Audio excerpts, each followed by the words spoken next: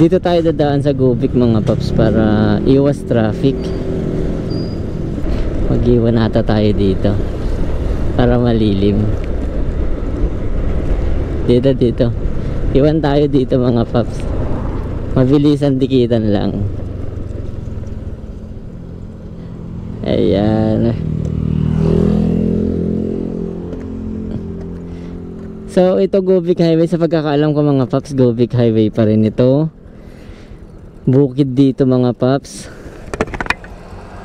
At may tapat nito. Hindi ko alam kung ano to mga paps eh. Ito mag-iwan tayo dito ng isa.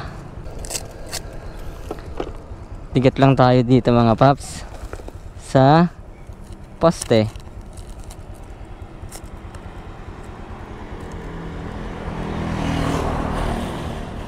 Tapos mag-iwan na rin tayo ng sticker. Iwan lang tayo ng sticker dyan. Dito natin nilagay sa poste. Ayan, sa may poste. Poste. Tama, poste. Street light, oh. Poste ng street light mga paps. Tapos sa baba niyan yung sticker. Mag-iwan pa tayong isa mga paps dito sa iba, pero hindi natin alam kung anong next barangay. Itong daan mga paps, Gubic, mga nag-shortcut yan mga paps. Yan yung mga pumapasok dyan, shortcut yan. Labas mo na yan ay dun sa may Petron, sa may LTO. Hindi ko alam kung anong barangay yun. A few moments later. Kakaisip ko mga paps kung saan yung next na pagdidikitan ko. Nakalimutan ko ng dumaan ng Jollibee. Tanga talaga.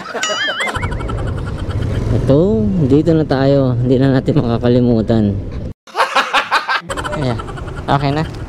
Thank you. Claim na natin mga paps. And pwede na tayong magdikit ulit. Ito ang hindi natin pwedeng kalimutan mga paps. Huwag mong subukan. Masisira ang buhay mo.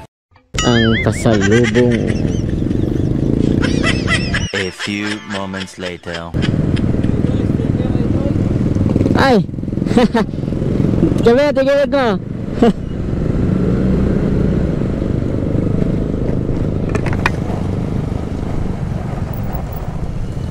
Punta Paps.